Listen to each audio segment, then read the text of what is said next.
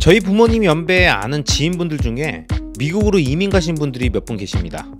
그중 한 분은 1980년에 이민을 준비하면서 갖고 계시던 서초동 아파트를 매도하시고 모든 자산을 정리해 이민을 가셨고, 또 다른 한 분께서는 갖고 계시던 강남 아파트는 냅두고 나머지 자산들만 정리해서 이민을 가셨습니다. 아마 그분께서는 언젠가 다시 한국으로 돌아올지도 모른다는 미련이 남아서 그러셨던 것 같습니다.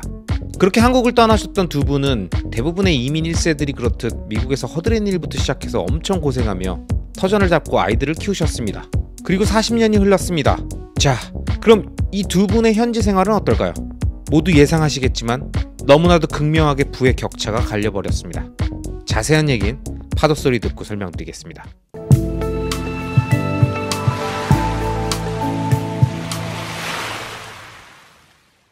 안녕하세요 여러분, 리스펙입니다. 앞에서 말씀드린 두 분이 이민을 가셨던 1980년에는 강남 음마아파트 30평대의 분양 가격이 2,100만원, 평당가 68만원이던 시절이었습니다. 당시 4인 가족 월 평균 소득이 22만원 정도였으니까 물론 그때도 8년을 숨만 쉬고 모아야 했던 가격이었죠. 하지만 문제는 40년이 지난 지금은 그 아파트가 23억이라는 겁니다. 자, 이민 당시에 강남 아파트를 팔고 가셨던 지인께서는 아마 한국의 미래를 좋지 않게 보셨던 것 같습니다. 대부분의 이민자분들께서 자주 하시는 말씀이지만 한국이 이렇게 잘 살게 될 줄은 몰랐어 라는 말씀을 하셨거든요.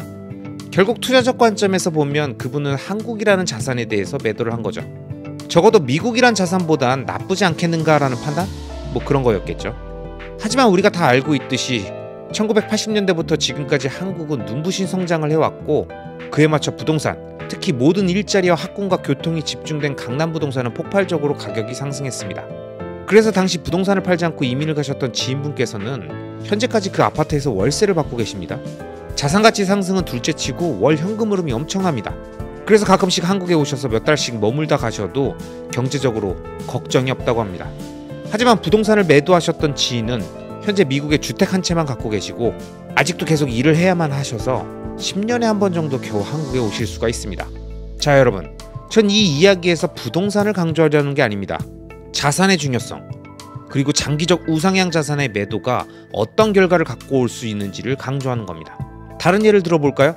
제가 좋아해서 자주 언급되는 월가의 레전드 피터 린치가 최고의 펀드 매니저로 활동하던 시절 가장 많이 하던 행동은 많이 오른 주식을 매도하고 앞으로 많이 오를 것 같은 새로운 주식으로 갈아타는 순환매였고, 그렇게 펀드를 운영하면서 13년간 2700%라는 놀라운 수익률을 기록했지만, 그가 펀드를 운영하면서 자괴감이 왔던 순간은 자신이 순환매라며 매도했던 시대를 선도했던 좋은 주식들의 누적 상승률이 자신의 트레이딩 수익률보다 높은 경우가 많았다는 걸 알게 된 순간이었다고 그의 책 월가의 영웅에 쓰여 있습니다.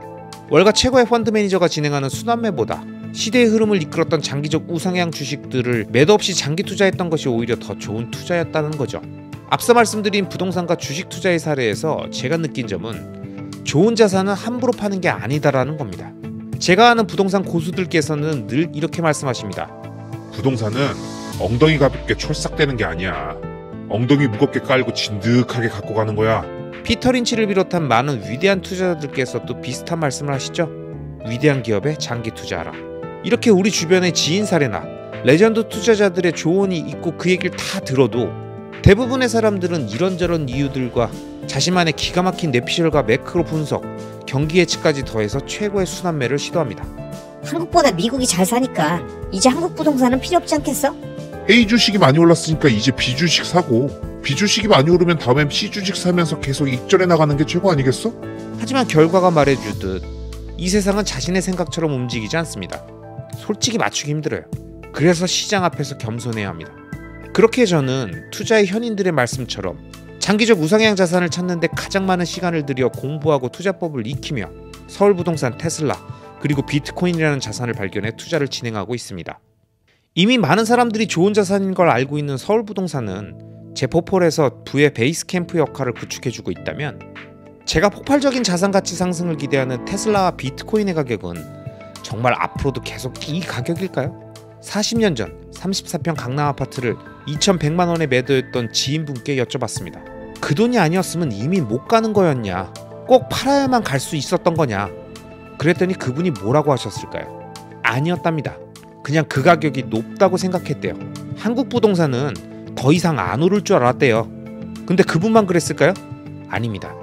이민 가지도 않은 수많은 분들도 그땐 강남 부동산이 40년 후에 이렇게까지 오를지는 몰랐던 거예요. 그런 겁니다. 늘 팔 땐 잘했다고 생각하고 팔아요. 그리고 한참 시간이 지나고 나서 후회하는 거예요. 비트코인이 전 세계적으로 일어나는 화폐 현상이라는 거, 테슬라가 시대를 선도하는 위대한 기업이라는 데 동의하지 않고 부정하시는 분들은 일단 논외로 하고, 만약 비트코인이나 테슬라의 가치를 정확히 이해하신 분이라면 저는 웬만하면 그럴듯한 잔머리로 매도 타이밍 잡아서 전략 매도하는 행위는 극도로 멀리 하시기를 권합니다. 장기적으로 우상향하는 좋은 자산을 어렵게 발견해서 일단 한번 샀다면 그 매수라는 방향성을 지속적으로 이어가야지, 급격하게 방향을 전환하는 건 그 어떤 이유라도, 우리가 잘 알고 있는 인터스텔라의 한 장면처럼 먼 훗날 미래의 내가 과거에 그 순간 우둔했던 자신을 미친듯이 욕하는 상황이 생길 수 있다는 걸 꼭 명심해야 합니다. 특히 비트코인처럼 아직 많은 사람들이 기본적인 개념이나 원리조차 이해하지 못하고 있는 이 초기 시점에 자신의 그럴듯한 논리와 촉에 근거한 전략 매도라면 앞으로 40년 후에 과연 어떤 결과가 있을까요? 여러분, 정말 감당할 수 있겠습니까? 자, 이번 영상은 여기까지입니다. 앞으로 이어질 다음 영상들에서도 이번 영상보다 훨씬 더 좋은 내용으로 여러분들을 찾아뵙도록 하겠습니다.